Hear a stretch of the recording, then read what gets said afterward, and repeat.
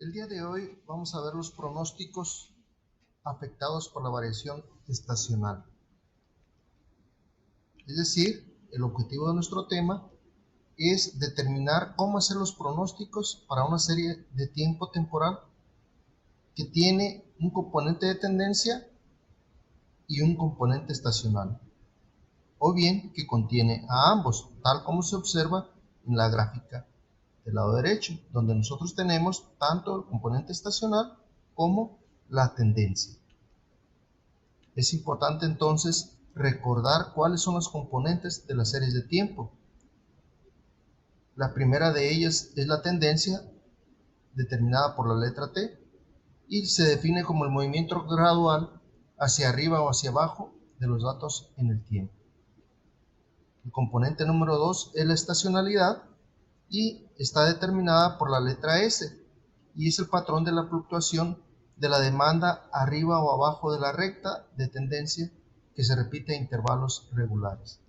El componente número 3 son los ciclos, que son los patrones en los datos anuales que ocurren cada cierto número de años y suelen estar vinculados al ciclo de negocios. El componente número 4 son las variaciones aleatorias, determinada por la letra R. Son saltos en los datos ocasionados por el azar y por situaciones inusuales. No siguen un patrón discernible. En este gráfico nosotros podemos observar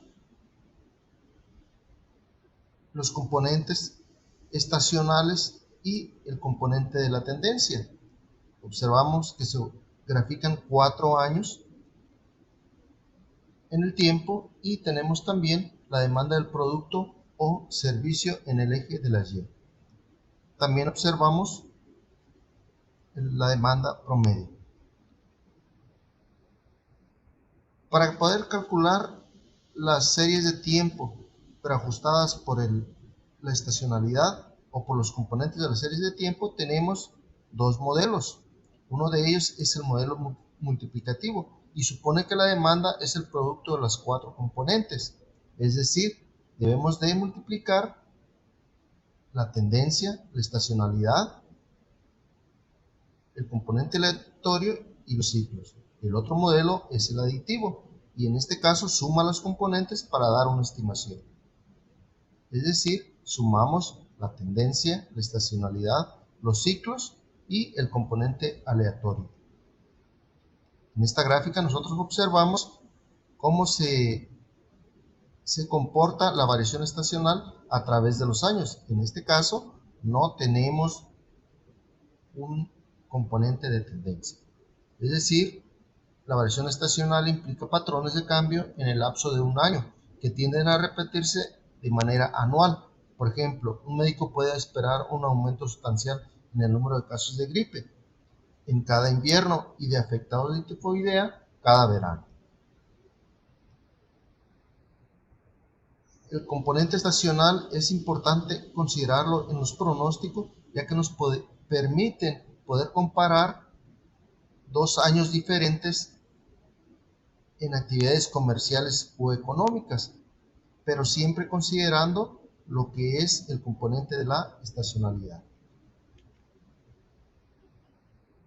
Otro ejemplo muy importante y que se da, por ejemplo, aquí en nuestra región, es de que el consumo de energía aparentemente disminuye un 3% de agosto a septiembre y puede deberse únicamente al efecto estacional, al menor uso que se hace del aire acondicionado y no a una disminución a largo plazo en el consumo de la energía eléctrica.